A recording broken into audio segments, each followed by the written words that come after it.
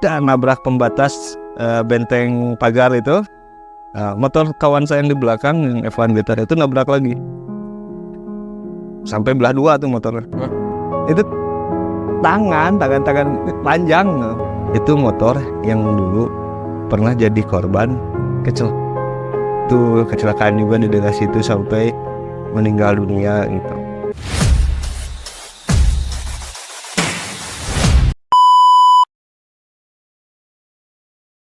Oke, ketemu lagi dengan Bumi Misteri, di mana kita akan membahas tentang sharing pengalaman ya dari narasumber kita, namanya Kang Ijal.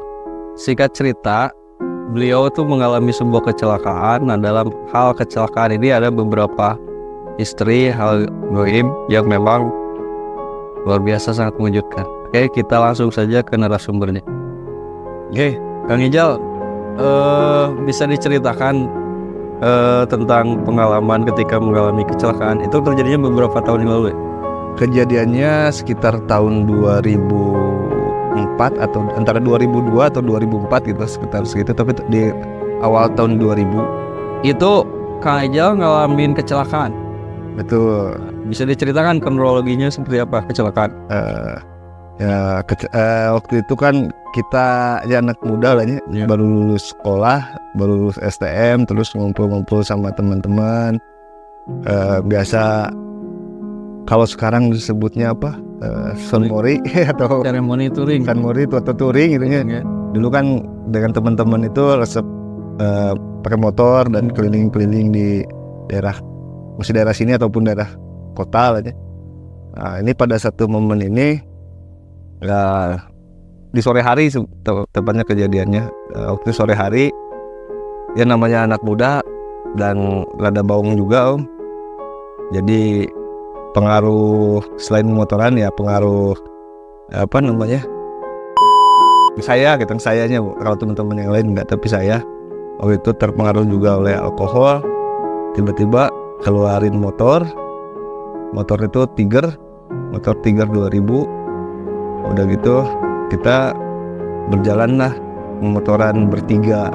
Tiga orang? Tiga motor. Tiga motor. Waktu itu motor saya Tiger 2000, terus F1 ZR, sama satu lagi temen pakai Astrea Prima. Itu balapan ceritanya? Belum. Awalnya belum, karena pengen menikmati sore hari di salah satu tempat yang ada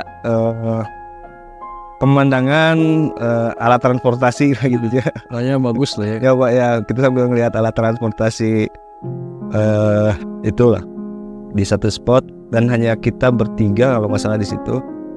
Kita sambil ngemil bawa gorengan sama kacang kalau nggak salah.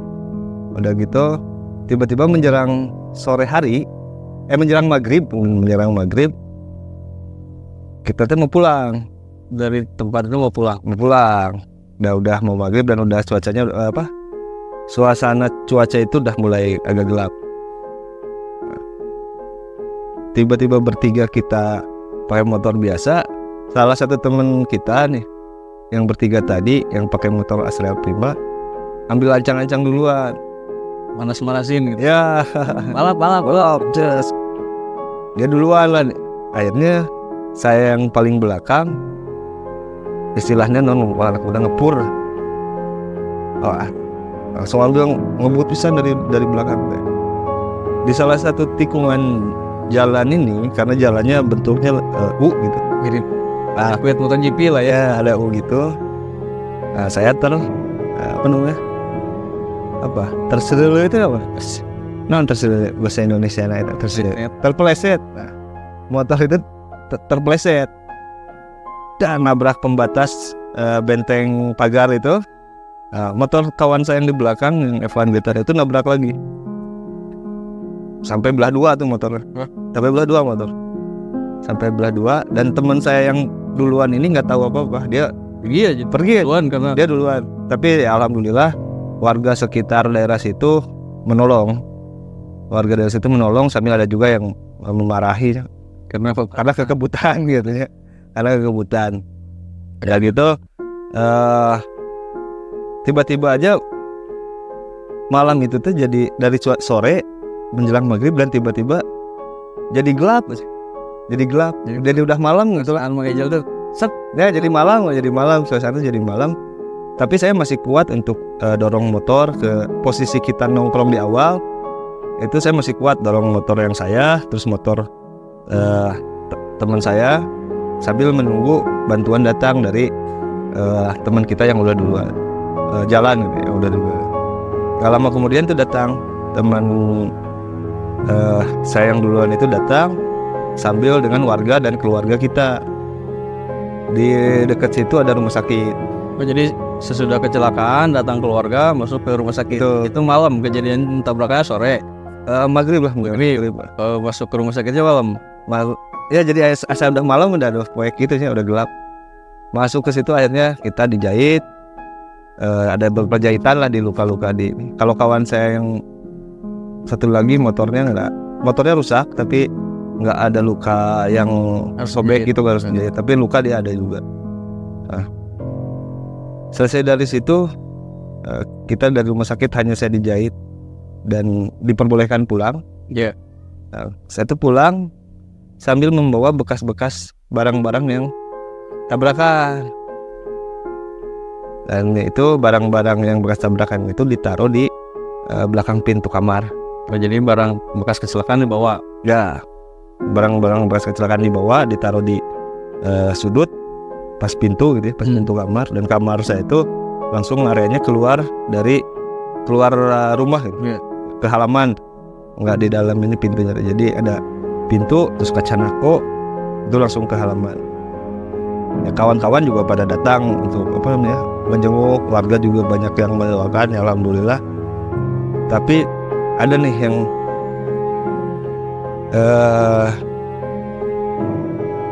pada malam itu juga ada yang muncul agak malamnya ketika tinggal saya ada beberapa orang, ada yang muncul dan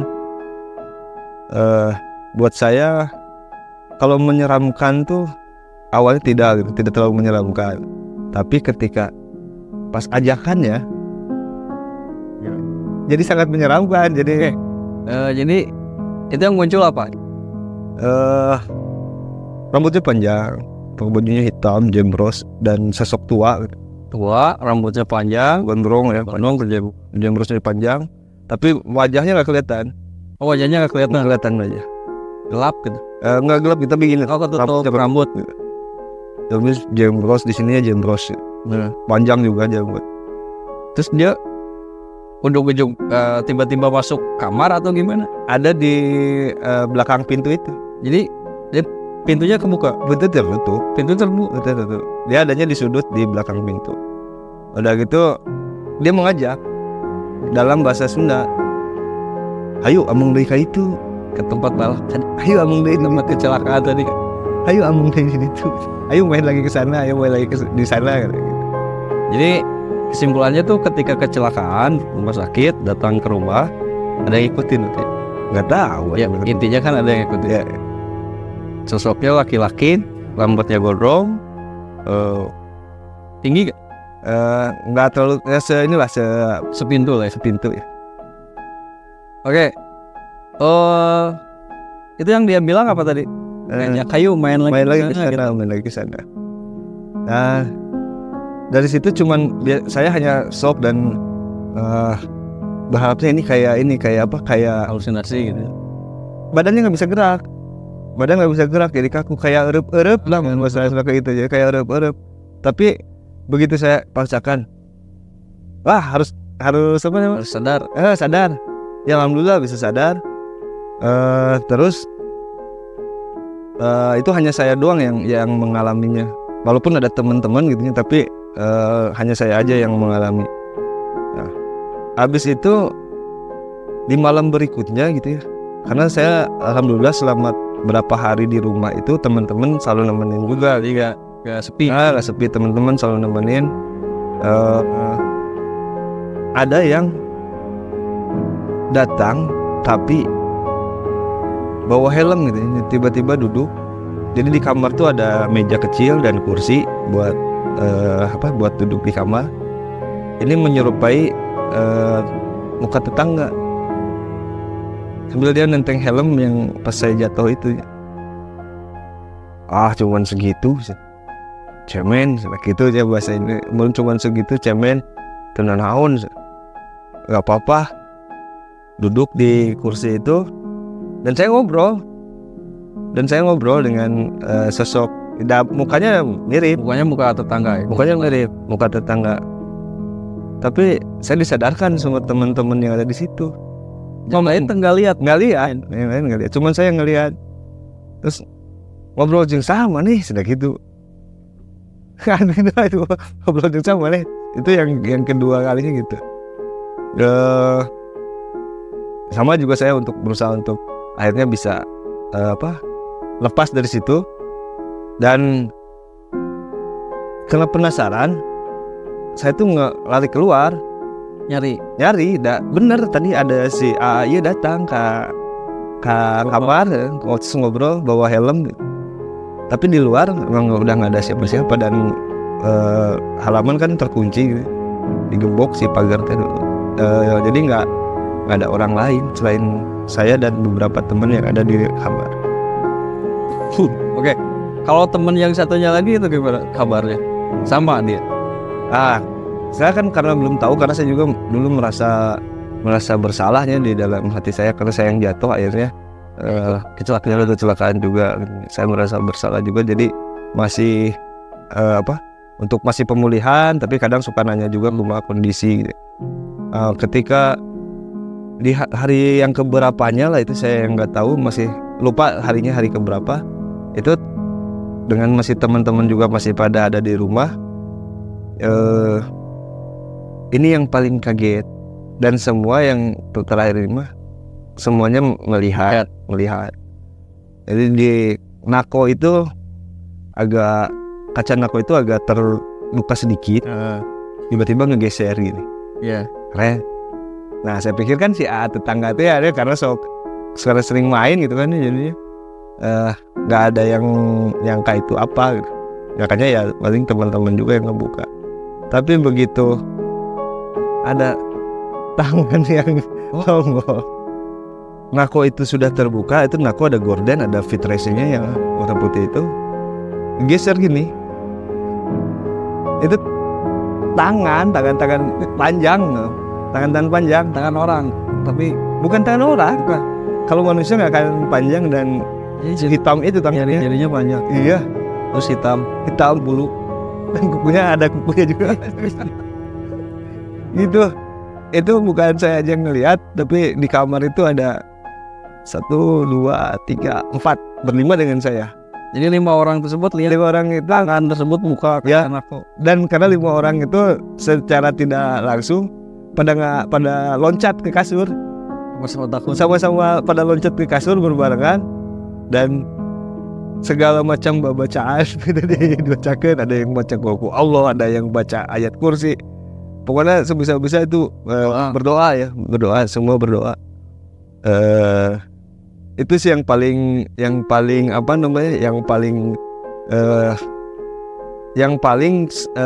bisa diingat karena semua yang ada di situ merasakan gitu, entah melihat atau merasakan gitu yang lainnya.